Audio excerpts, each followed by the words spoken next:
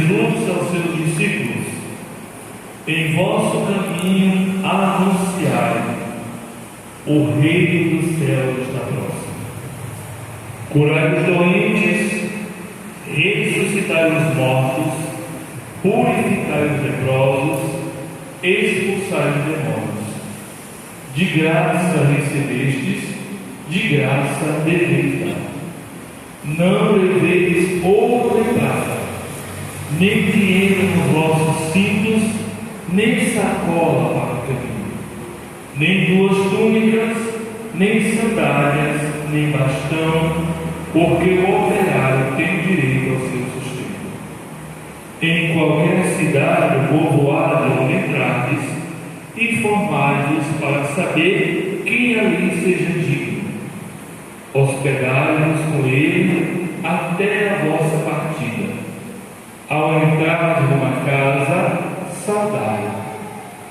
Se a casa for digna, desça sobre ela a vossa paz. Se ela não for digna, volte para vós a vossa paz. Palavra da salvação. Glória a vós, Senhor. Louvado seja nosso Senhor Jesus Cristo. Para sempre seja louvado. Meus irmãos e irmãs, hoje já estamos no 11º dia da dezena de honra São Antônio, né? Quem aqui já foi para a pessoa, né? Pessoa não são casadas inteira. E eu acredito que muitas pessoas trazem prazer no seu coração de arrumar uma pessoa digna, uma pessoa boa. Se até aqui não apareceu, pode ser que não apareça mais, né? A nossa São Antônio faz um milagre. Aqui é a sexta-feira. E como ele é um santo, ele tem o poder de receber de Deus e fazer com que o milagre aconteça. Se não acontecer, é porque ele acha que vai acontecer sozinho. Antes só. Se não veio, a gente tem que entender os sinais do santo e os sinais de Deus na vida de cada um de nós. Na liturgia de hoje, apesar de estamos no tempo comum, e aí de comum ele não tem nada, porque muitas festas bonitas, por exemplo, né, o dia 19, corpo e sangue de Cristo, em Corpus Christi, acontece dentro do tempo comum. Mas a igreja hoje faz uma abertura e o padre coloca vermelho. Todas as vezes que o padre usa vermelho, são por dois motivos. Quais são? O primeiro é que pode ser alguém que derramou sangue por causa do nome de Jesus. É um mártir, né? Um martírio por onde estava, o santo mártir, alguém que derramou sangue. Ou o segundo motivo que hoje qual é? Qual é o segundo motivo? Não é fácil. Quando a igreja celebra um dos apóstolos. Toda vez que a igreja trouxer um apóstolo, ela vai colocar. Ficou? Tá? Não só porque ele é apóstolo dos 12, mas porque também eles morreram por causa do Evangelho. Então hoje a igreja faz memória a São Bartolomeu, homem justo e santo, como diz a Escritura, ao qual o Espírito Santo, onde se coração, separa para limpar a terra salvo e envia ele o Espírito Santo.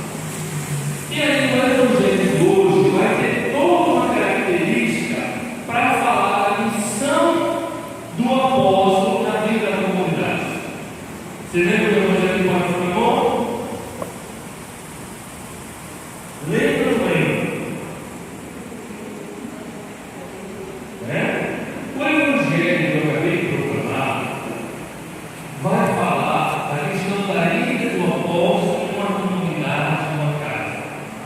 O apóstolo tem direito, o trabalhador tem direito ao seu sustento.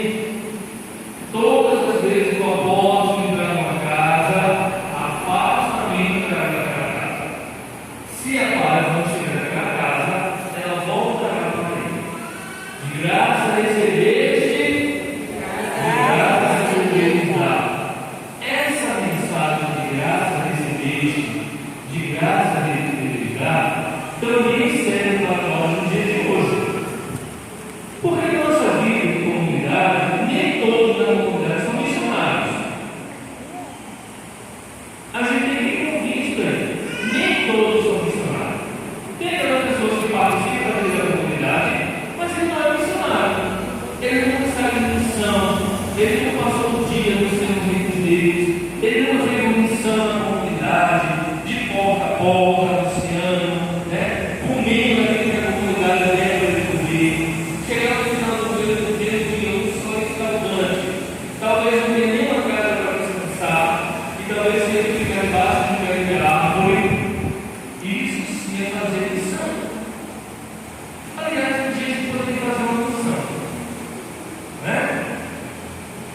para um lugar no interior, aqui, mais próximo, de umas 2 horas de carro, lotar no ônibus, quando chegarem 2 a 2, cada um com uma garrafinha de água quente na mão, um modelozinho de casa em casa, fazendo experiência. Essa experiência missionária, elas são muito edificantes para nós. Parece que a gente vai morrer de fome naquele dia, mas aí a gente começa a enxergar a ação de Deus na vida de cada um de nós. Os apóstolos, sendo missionários, também tiveram essa experiência de Deus na vida de cada um deles. O trabalhador deveria ter o seu sustento. Significa o quê? Não é comida. Eu não quero dizer, não é coisas como ligar, não leve cajado, não leve coisas. Leve apenas a vontade de evangelizar. E a gente vai percebendo a ação de Deus na vida de cada um de nós, na vida do missionário, na vida da igreja.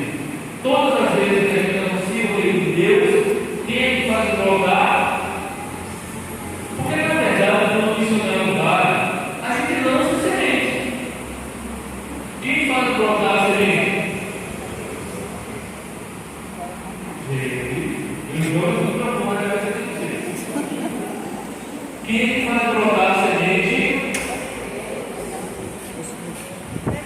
Quem é que faz brotar a semente? Gente, a leitura do domingo passado falava que quem faz brotar, germinar, quem anima a vida da comunidade é o Espírito Santo. Ele tem o poder de colocar no coração de vocês os bons sentimentos, os desejos, a animar cada um de vocês. Eu já falei para vocês uma vez, eu vou falar. Pega a Bíblia, deixa de mim. Toda vez que você pegar a Bíblia e a gente abre ela no meio, bem provável no meio, a gente vai poder destacar o Antigo Testamento e o Novo Testamento. Quem é que aparece no Antigo Testamento? Quem é que aparece no Antigo Testamento? Quem é que aparece no Antigo Testamento? Mas ninguém está. Quem é que aparece no Antigo Testamento? Profetas. Os profetas são enviados por quem? Isso. Aqui tem um pouco de Trindade, da Santíssima Trindade.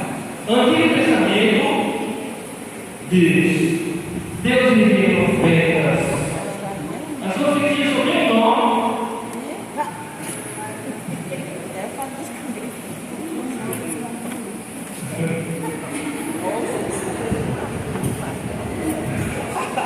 O Antigo Testamento, Deus envia profetas. Deus faz de tudo para que aquele povo se entenda. Bota na cabeça de vocês. Isso é muito importante. Todo cristão tem isso aqui em mente. Isso é o básico do básico do básico. Esse povo aqui é o Antigo Testamento.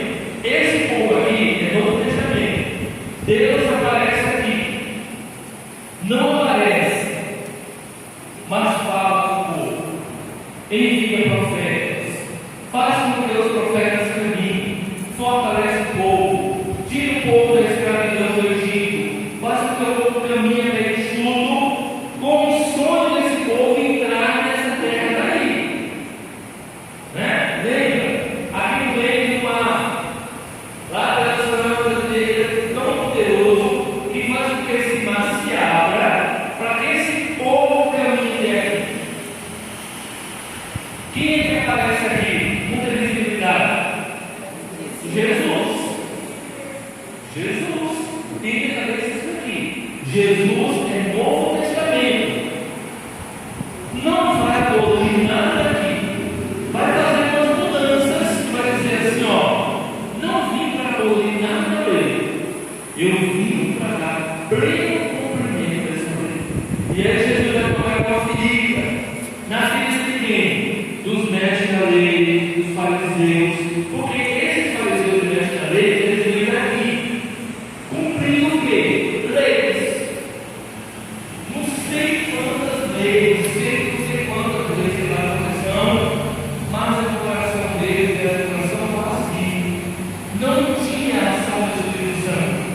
Não tinha ação de Deus. Eles também cumpriam a lei, porque meus pais sempre cumpriram, porque minha mãe sempre cumpriu, e eu tenho que cumprir também. Vamos dar um exemplo. Aprendendo com nossos pais como é que faz comunhão. Como é que a gente faz comunhão?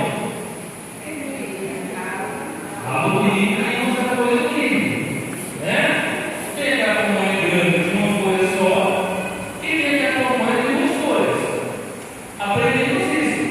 Mas quando a gente caminhou, evoluiu, a gente pode fazer uma comunhão com forma de bolo.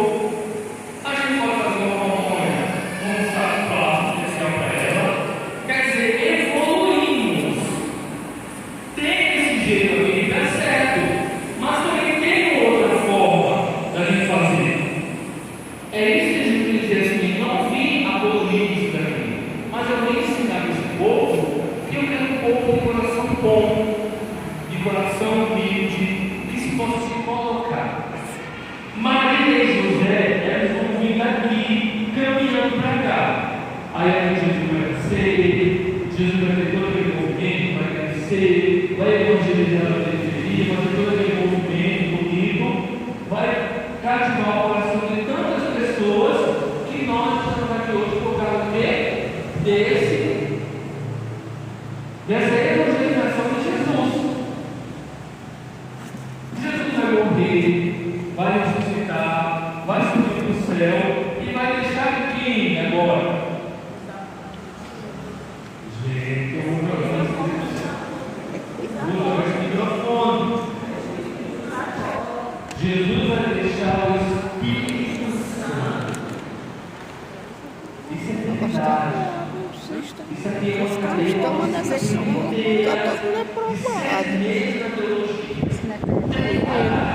ele deixa o Espírito Santo.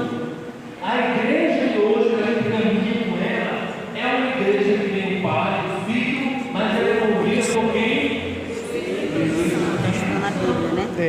É o Espírito que move, é o Espírito que faz com que aconteça.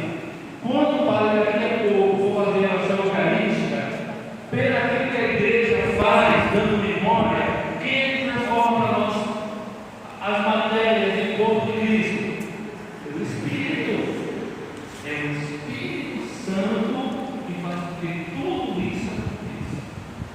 A gente, quando a gente é consagra a hóstia, faz a adoração eucarística, né? Essa Eucaristia que é fonte de esperança, que é o tema de hoje, desse dia, Se ele perguntar, então ele abre. Se ele perguntar, mas ela é ninguém responde. transformada pela força do Espírito. É o Espírito que faz as coisas acontecerem. E quem é esse Espírito? Jesus. E Jesus soprou sobre eles o Espírito Santo. Aliás, quando ele sopra o Espírito Santo no domingo, ele deixa bem claro na liturgia um dos sacramentos que a gente usa até hoje. Qual é o sacramento? É o sacramento de cura. É um dos 3 modos do sacramento. É sacramento de cura. Qual é o sacramento?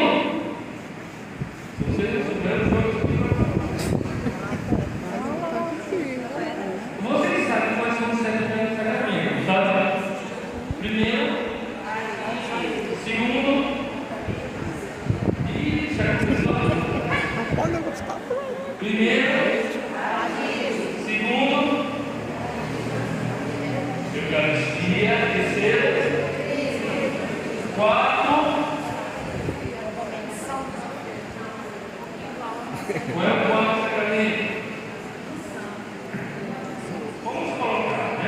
salvação dos enfermos.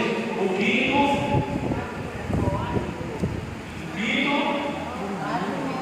função, né? Depois tem matrimônio e tem o sacramento da ordem. Se a gente for pegar o sacramento divididos em blocos, vai dizer assim: iniciação à vida cristã. Quais são os sacramentos?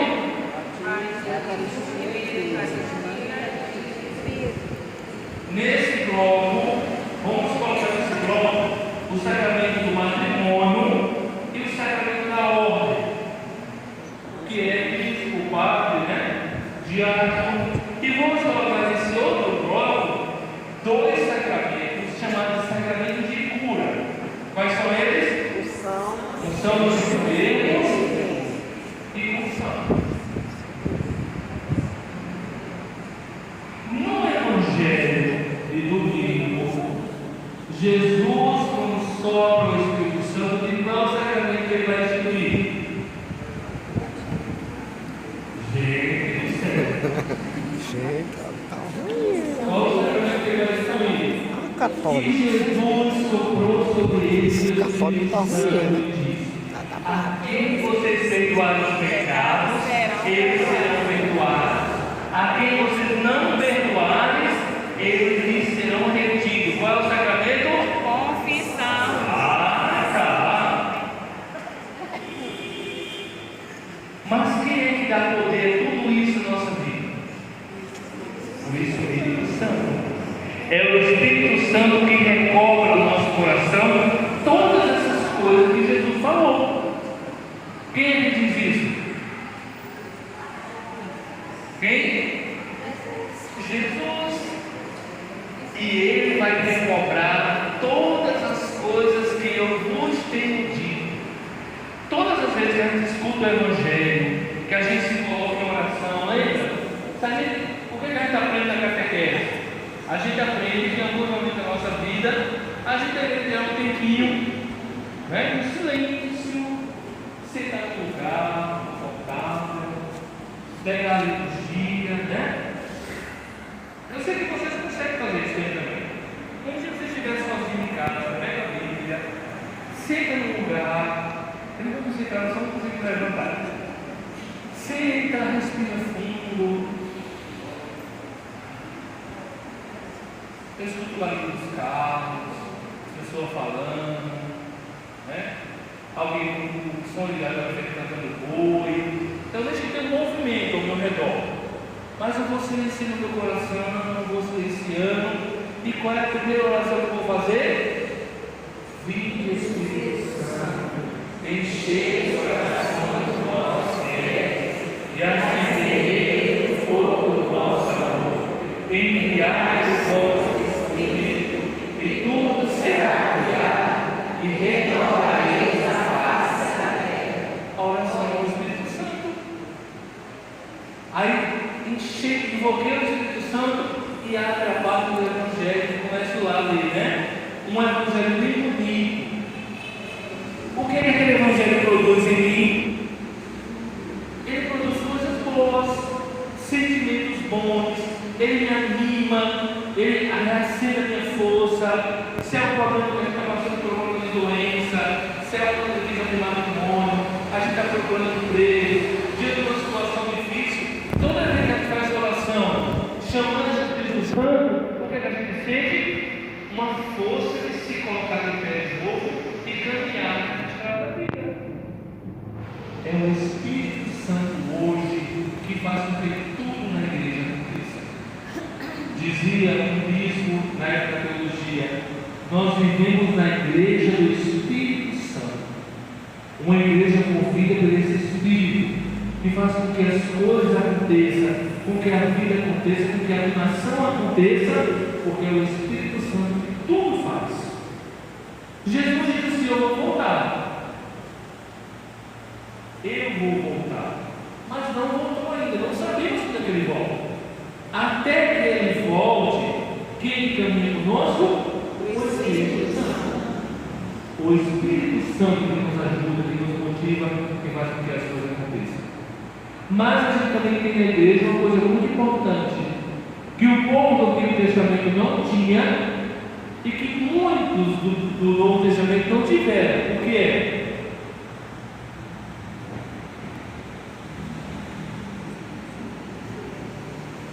O que é, pessoal? Então, A Eucaristia. Não pense que esse povo do Novo Testamento tem a Eucaristia da gente e nós não. Jesus caminhou muito com eles. Até que a Eucaristia começa como uma refeição no final de uma oração. Tem outras cartas de São Paulo que eu não lembro agora qual é, que Paulo vai chamar a atenção, vai dizer assim: olha, tem algumas pessoas que estão indo só para comer. Eles são muito adiantadinhos. Lembre-se que tem alguns irmãos ficando sem a comida, quer dizer, ficando sem a Eucaristia. E a igreja vai se trabalhando, se reformando até a Eucaristia que a gente tem hoje, né? Dessa forma que a gente tem. Lembrando sempre as palavras de Jesus. Então, meus queridos irmãos e irmãs, vamos ficar de pé e vamos pedir a Deus que Ele nos ajude, fortaleça a nossa vida, não só na oração, mas também na vida da igreja, na oração da Eucaristia, para que ela fortaleça o nosso ser, o nosso coração, para que a gente vá no dia a dia entendendo as coisas, né? Como funciona, e pedir esse Espírito e a Deus, através da Eucaristia, Jesus, que nos anime, para que a gente fortaleça a nossa vida. E a cada prece